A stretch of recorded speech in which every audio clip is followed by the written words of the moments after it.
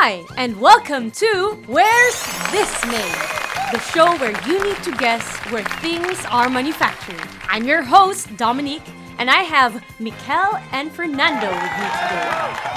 Are you ready? Okay, for $1, where is this made? Japan. Wrong! It's made in China. Again, for $1, where is this made? Oh, Germany. Nope, it's made in China.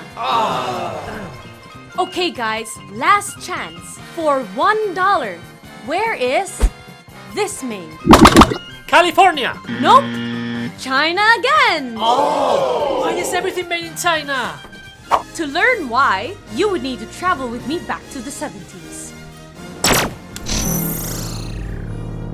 Until the late 70s, globalization was not a thing, and most products were made relatively close to where they were sold. In 1950, the global export value of trade-in goods was $62 billion. In 1970, it was $318 billion. In 1990, 20 years later, it was over $3 trillion. In 2010, $18 trillion. But what does that have to do with everything being made in China? Well, something happened in 1979 that changed the world forever.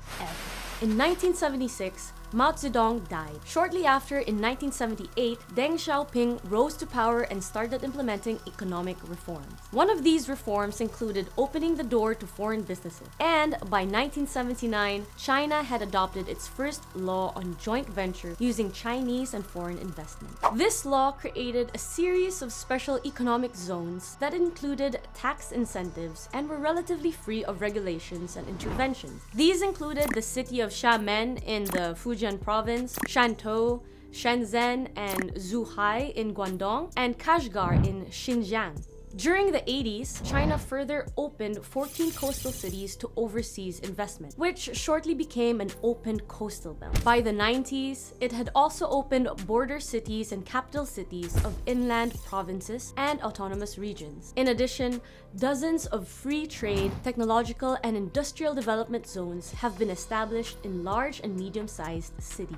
With wages rising in their countries and more people getting higher education, companies worldwide saw the benefits of manufacturing goods with cheap labor and low taxes. The world started moving production overseas, especially after China joined the World Trade Organization in December 2001.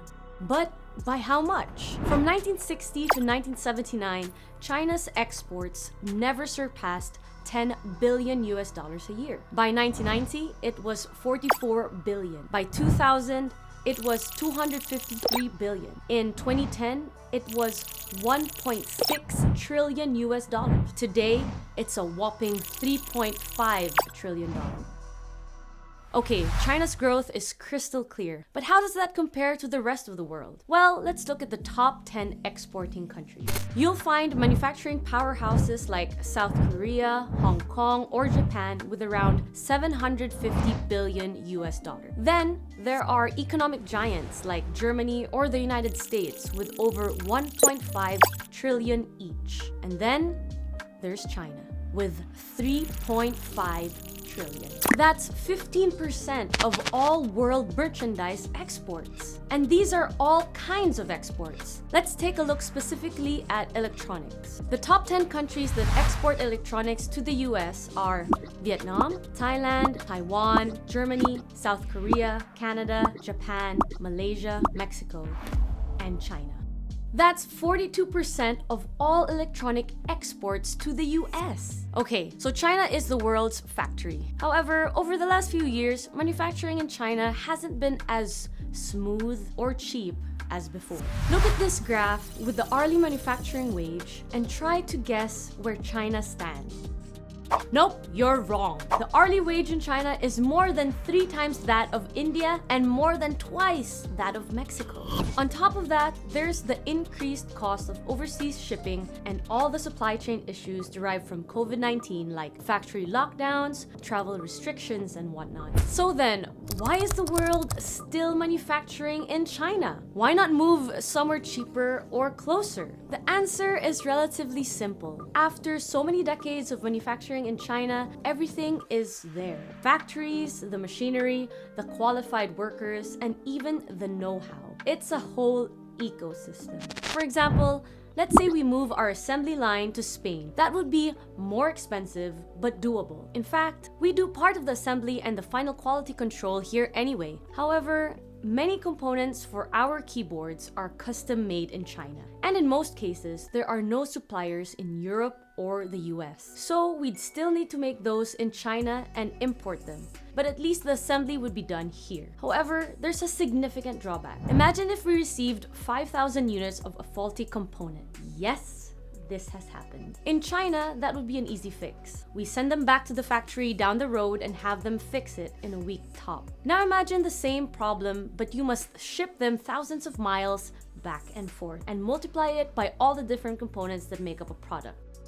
It's important to understand that manufacturing a keyboard is not like going to a factory and asking them to make it. The keycaps are made in one place, the top panel in another, the PCBs in another factory, the legs, the base, the palm pads, the cables, the travel case, the neuron. Okay, hear me out. What if we moved all our supply chain to Europe?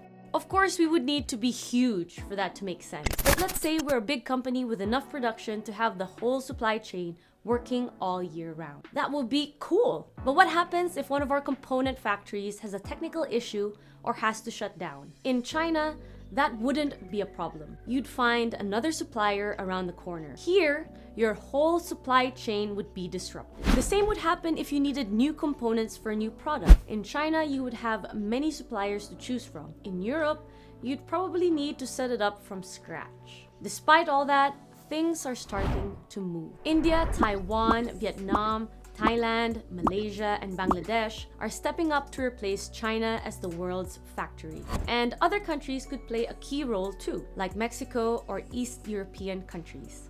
Those countries pose their challenges, but the big international firms are starting to diversify their supply chain there, opening the doors for small startups like us. However, setting up a new supply chain is an arduous process. It took almost 3 years and countless trips to China to set up ours. Then COVID arrived and manufacturing in China got much more complicated. And with the world travel restrictions and limited resources, it was almost impossible to change anything. Surviving as a company was first. Looking back, it was a feat that we were able to deliver 3 more batches of the Raise, develop and manufacture the tenting kit, and kick off the Defy production. All that from Spain, not being able to travel, and with China's zero COVID strategy. That massive endeavor allowed us to grow, and with travel restrictions lifted, we can now start diversifying our supply chain.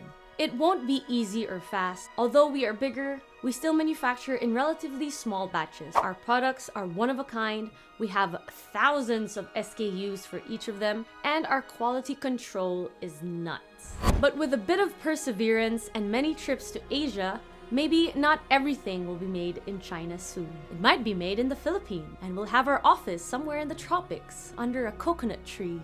We'll have our meetings there, in a little bangka boat, where we look at some dolphins. And that's all for today. Thank you for watching. We hope you liked this video. Don't forget to like, subscribe, click the bell icon, and I'll see you next week in Where Is This Made?